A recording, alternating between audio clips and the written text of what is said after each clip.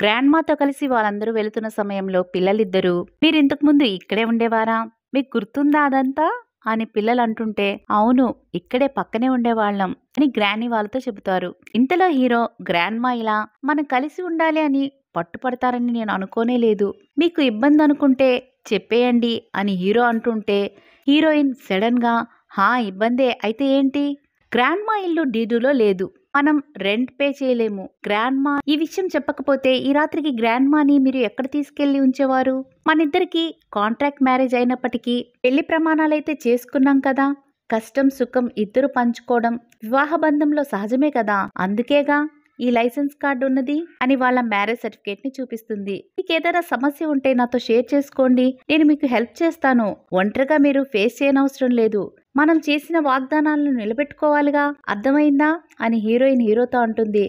అందుకు hero okay అని అంటారు. ఆ టైంలో హీరోయిన్ ఆమెకి తెలియకుండానే హీరోతో చాలా చనువుగా బిహేవ్ చేస్తూ ఉంటారు. ఆ తర్వాత సరేలే వాళ్ళు మనకన్నా చాలా ముందుకు వెళ్ళిపోయారు, మనం వెళ్దాం పదండి అని ముందుకు వెళ్తుండగా ఒక లేడీ హీరోయిన్ మీదకి వాటర్ పోస్తారు. దాంతో ఆమె అక్కడే అలా స్టన్ అయిపోతుంది. అప్పుడు హీరో వెళ్లి ఆమెను కదిలిస్తారు. అప్పుడు ఆమె భుజం మీద ఉన్న లీఫ్ టాటూ బయటకు కనిపిస్తుంది. హీరో అది గమనించకుండా నువ్వు ఓకే కదా అంటారు. హీరోయిన్ ఐఎమ్ ఫైన్ అంటుంది. ఇంతలో పైనున్న లేడీ ఎందుకు అక్కడ నిల్చున్నారు, మీరు ఎక్కడికి వెళ్తున్నారో చూడకుండా నడవమని ఎవరైనా చెప్పించారా మీకు, అయినా మీకు బాగా జరిగిందని ఆ లేడీ అంటుండగా, హీరో పైనుండి థింగ్స్ ని విసిరిపాడేయడం చట్టరీత్యా నేరం, ఇది లా ప్రకారం పనిషబుల్, అది మీకు తెలుసా అని అంటుండగా ఆ లేడీ చాలే ఆపండి, నేను వాటర్ పోస్తున్నానే గాని రాళ్లను విసిరేయట్లేదుగా, అయినా ఈ బిచ్ రిటర్న్ వస్తుంది అని తెలిసుంటే ఆ మొత్తం వాటర్ ని దాని మీదే పోసేదాన్ని అని అంటుండగా గ్రాండ్ మా కలుగు చేసుకుని, ఎవరిని నువ్వు బిచ్ అని అంటున్నావు, నీకు ఎంత ధైర్యం ఉంటే అలాంటి మాటలు మాట్లాడుతున్నావు,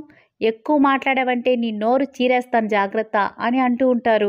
అప్పుడు హీరోయిన్ గ్రానీని అసలే మీకు ఆరోగ్యం బాలేదు, ఎందుకు మీరు అలా ఉద్రేకపడుతున్నారు అని చెప్పి ఆ లేడీని చూసి, మిసెస్ జాంగ్ మనం నైబర్స్, పొద్దున లేస్తే ఏదో ఒక సమయంలో ఒకరి ముఖం ఒకరు చూసుకోవాలి, అలాంటప్పుడు మీరు నన్ను ఇలా టార్గెట్ చేయాల్సిన అవసరం లేదు అని హీరోయిన్ అంటుండగా, చాలే ఆపు వగల్లాడి, కనిపించిన ప్రతి మగాడితో తెగ సరసాలాడుతూ ఉంటావు, ఇలాంటివన్నీ చూడ్డానికి నాకు వికారంగా ఉంటుంది అని ఆవిడ అంటుండగా హీరోయిన్, మిసెస్ జాంగ్ మీరు నా మీద నింద వేసేటప్పుడు ప్రూఫ్ కూడా ఉండాలి కదా, నేను నా పనేంటో నేను చేసుకుంటూ వెళ్తాను, మీ హస్బెండే నన్ను తెగ గోకుతూ ఉంటారు అని హీరోయిన్ అంటుండగా ఆ లేడీ టూ అని హీరోయిన్ మీద ఉమ్మేసి, ఇది వినడానికి పరమ చండాలంగా ఉంది, నువ్వే నా భర్త చుట్టూ తిరుగుతున్నావు, అతన్ని పక్కలోకి రమ్మని నువ్వు ఇలాగే చేస్తున్నావంటే ఏదో ఒక రోజు నిన్ను రెడ్ హ్యాండెడ్గా పట్టుకుని నువ్వు ఒక పెద్ద బిచ్ అని అందరికీ నిరూపిస్తాను అని ఆ లేడీ హీరోయిన్తో అంటుంది.